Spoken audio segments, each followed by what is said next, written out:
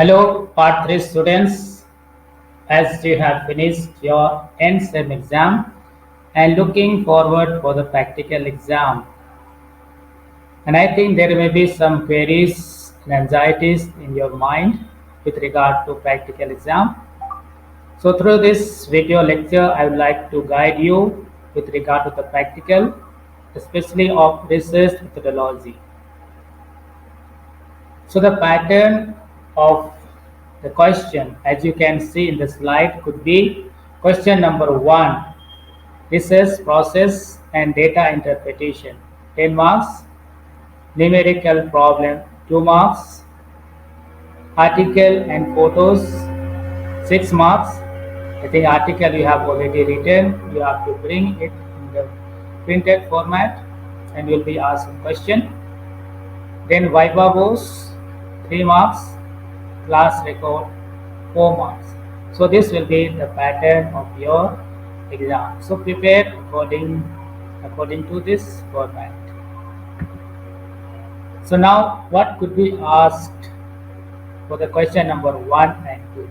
For question number 1, a topic may be given and you have to write research process on that topic. Second, data interpretation. A chart, table or line chart could be given and you have to interpret and find the conclusion from that table. For question number 2, solving numerical problems. So numericals could be to calculate the impact factor of a journal, normality of a solution or dilution or magnification of a microscope. Suppose you are given a topic, slow vaccination. So as you have studied in the class that observation or identification of a problem is the first step of research process. So suppose you have observed slow vaccination process. Research question in your mind arises why people are hesitant to take vaccine. So next step could be to question the question and to prove that hesitancy is the cause of slow vaccination process. You do literature review.